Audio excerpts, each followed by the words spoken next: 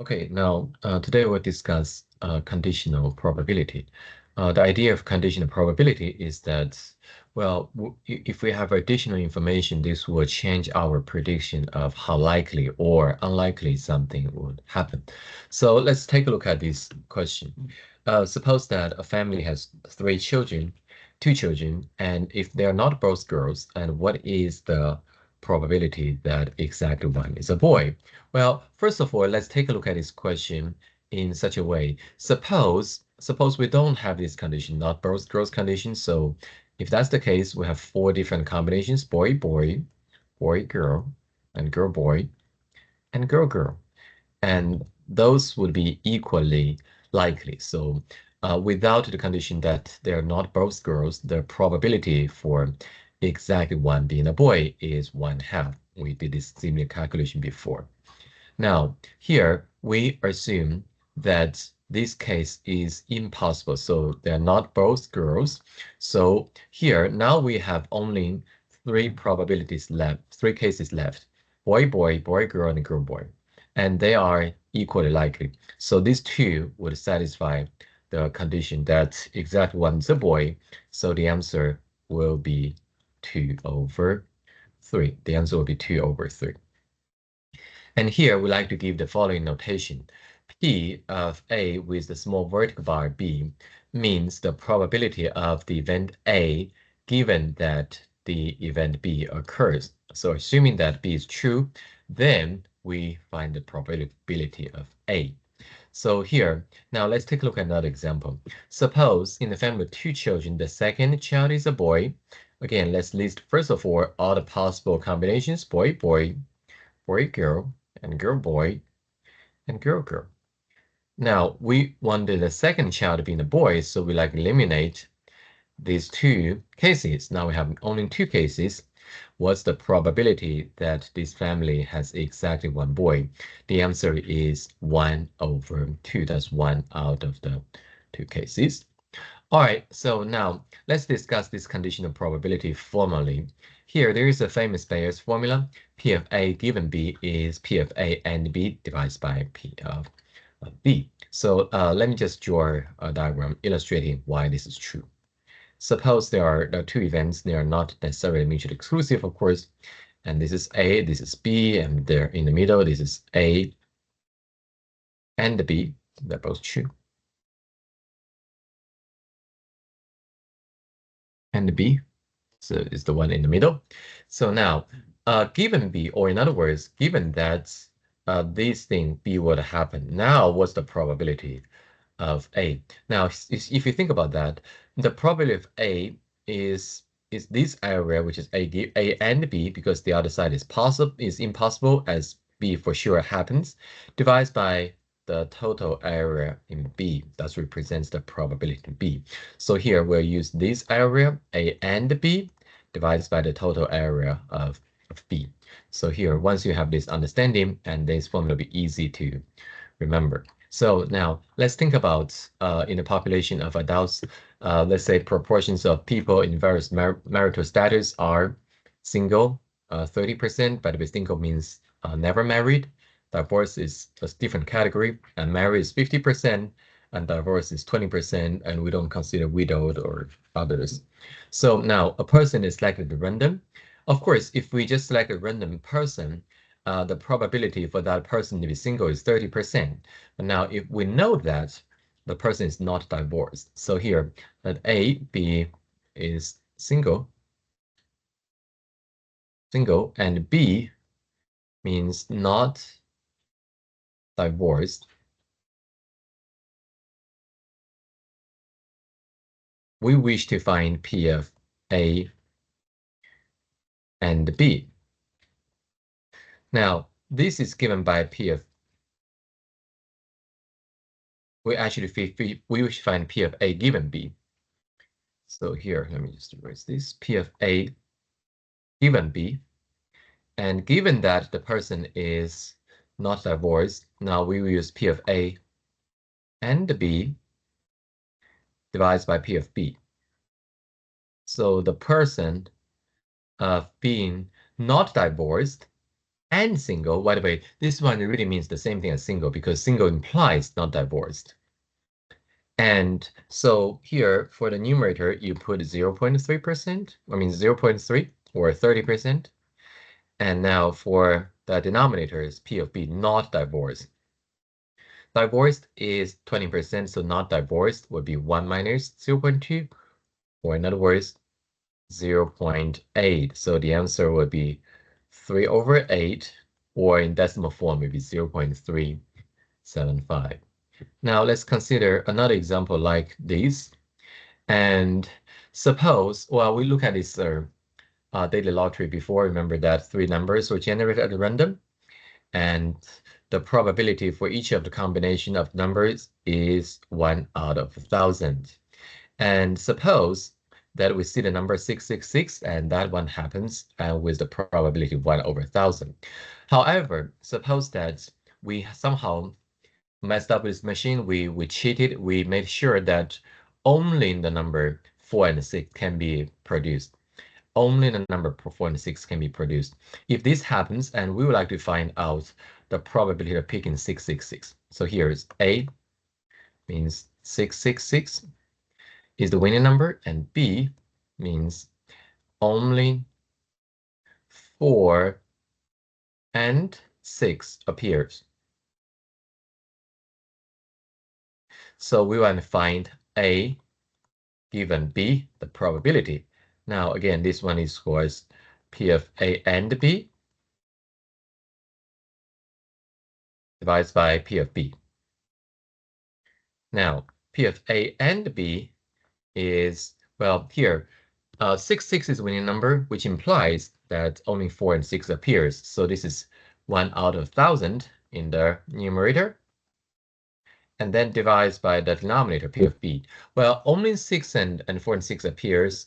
We have the following combinations. We have, of course, 666 and 664, 646, and 644, and also 466, 464, 446, and 444. Those are the possible winning numbers with only 4 and 6. So the total of 8 of them. So it's 8 out of 1,000. And this one equals 1/8. So now by adding this condition that only 4 and 6 can appear in the winning numbers, the probability of having 6 as winning number increases significantly from 1 out of 1,000 to 1 out of 8. All right, let's look at this condition, this example. In a large population consists of 40% men and 60% women, and 6% of men are color blind, and 1% of women are colorblind. So this is the population. We have 40% men, 60% women, and we know some of them are colorblind, some are not. We like to find the probability that a colorblind person is a man. Or in other words, given the condition that the person is colorblind, what's the probability that that person is a man? So here we define 2 events. A means man, and of course this means A bar, the complement, is woman, and the B means colorblind, and of course B bar, the complement, would mean not colorblind. So now we want to find the probability of A given B. Now, in order to understand this problem better, let's make a table. So here, this is A, the man, and A bar means woman, and also we have B, that means colorblind, and B bar means not colorblind. Let's find the probability of each. So you see here, first of all, A bar, first of all, A, the total of A, which is men, is 40%. So it's 0.4 here. And this is 0.6 here. Okay. So the total of A. Now we need to break this 0.4 into two parts, the colorblind and not colorblind. 6% of men are colorblind. So here, if you want to find what's the probability of a person being both the man and colorblind, we use 0.4 times 0.06. So it's going to be 0.024. Again, this comes from 0.4 times 0.06. And now for B bar, we can simply use 0.4 minus 0.024. So it's going to be 0.376. And similarly for women, 1% is colorblind. So use 0.6 times 0.01. So it can be 0.006. And then use 0.6 minus 0.006, that's 0.594. And notice that the total of these two numbers in the second row is 0.6. The total of these two numbers is 0.4, and the total of all those four numbers is precisely 1. Now, we want to find P of A given B, given the person is colorblind. So here is, again, by the Bayes formula, P of A and B divided by P of B. So P of A and B is this part, so it's 0.024 divided by the probability of B. So this will be these two combined together. So it's 0.024 plus 0.006. And the answer is 0.03 in the denominator. So the total answer is 0.8. Or in other words, there is 80% chance that person is a male. And now let's take a look at the second part. What is the probability that a non-colorblind person is male? And for this part, I encourage you to pause the video now and try to find the answer by yourself. So here we are finding P of A given B bar. And again, assuming we did this and the calculation is similar, P of A and B bar divides by P of B bar. So P of A and B bar in this case is 0.376 divided by this part, 0.376 and plus 0.594. So the total answer is about 0.388. So it's about 38.8 chance that person is male. And so the detailed solution can be found on page 270, 218, 16 to 217 of the book. All right, so here, now let's look at this example, the party affiliation. And suppose we know the party affiliation of the husband and wife combinations as follows. Look at this table, and we want to find out that the probability of the wife being a Democrat, given the husband is the Democrat. So here P of wife is Democrat, given that the husband is Democrat. So here, again, by the Bayes formula, P of and W is D, Democrat, and the husband is also Democrat, and divides by probability of the husband. Again, the same formula. We're using this again and again. So now, if you look at this, both Democrat probability, that's going to be 0.4, and divides by the husband being a Democrat, and that is 0.4 plus 0.1 plus 0.01, that's 0.51. 0.51. So here, the probability in this case is about 784. So it's about 78.4% chance that the husband is a Democrat. All right, so there are some helpful formula in computing the compound probabilities. Assuming that P of B is not equal to 0, and from this Bayes formula, you can do the calculation P of A and B multiplied, is equal to P of B multiplied by P of A given B. Basically, just multiply both sides of the equation of the first equation by B, P of B.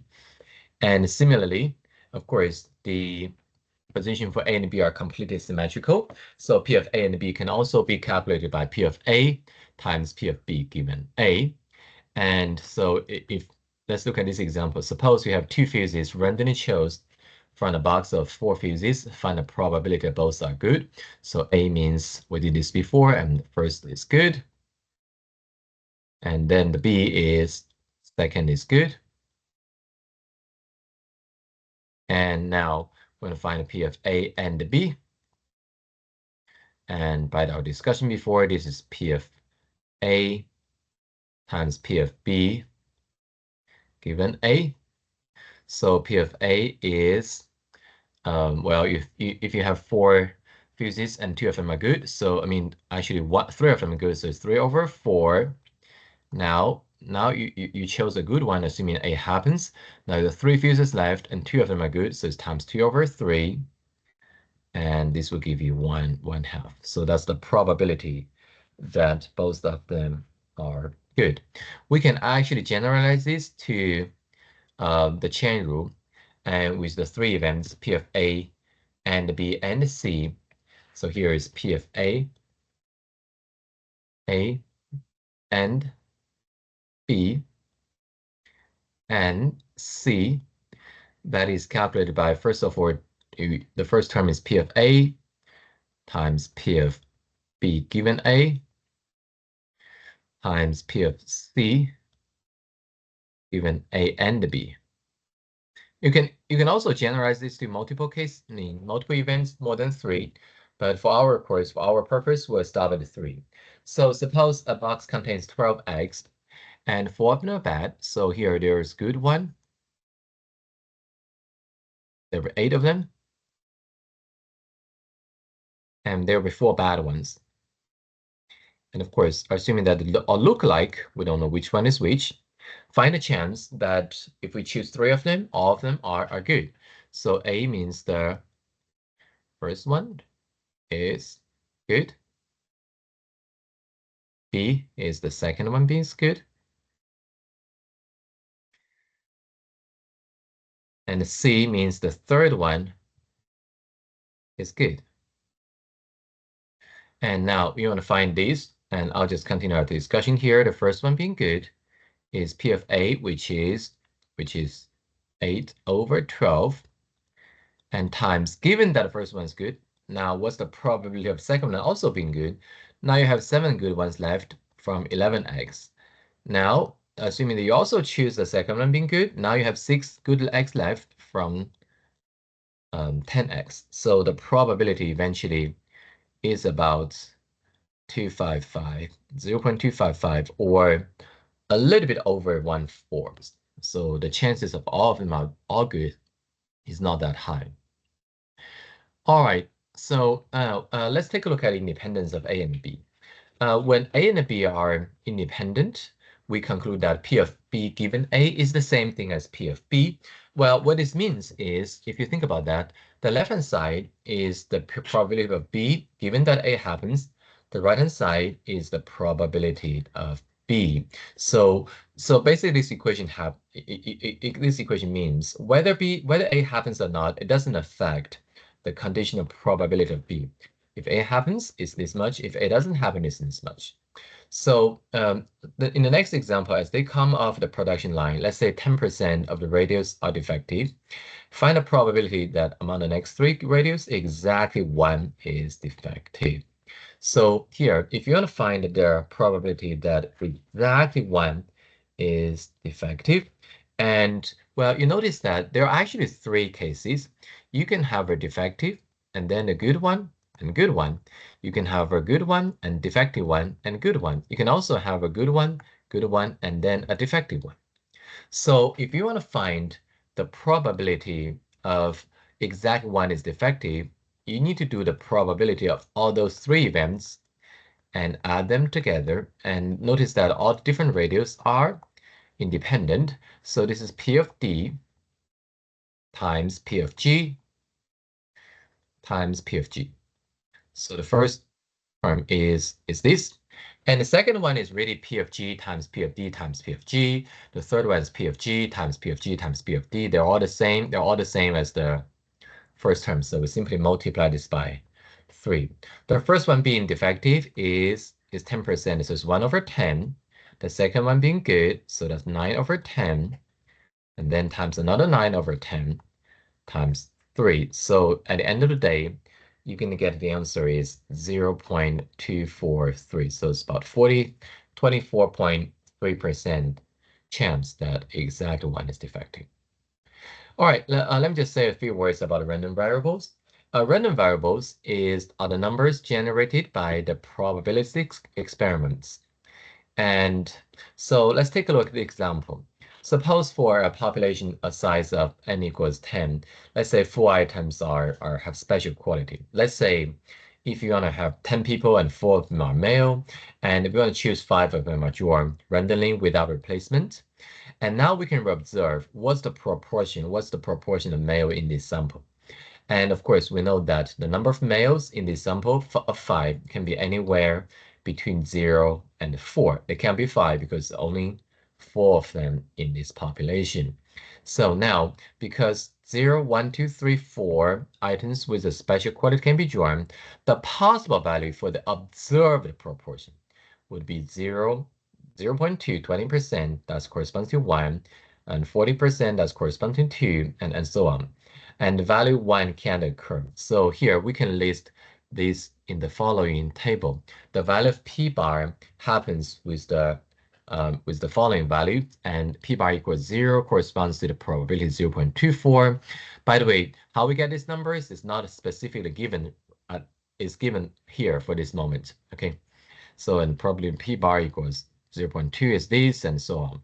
You can see this is kind of having a nice increasing and decreasing pattern. Now, these numbers can also be found using R. So namely, if you run R and these comments, and then this table can be reconstructed by using these commands.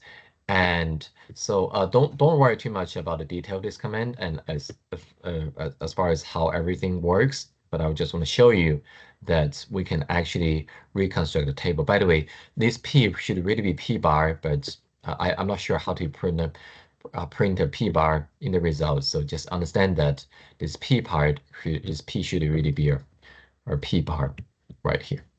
All right, so now, and let's also say a few words about the mean or the expectation and EX of the variable.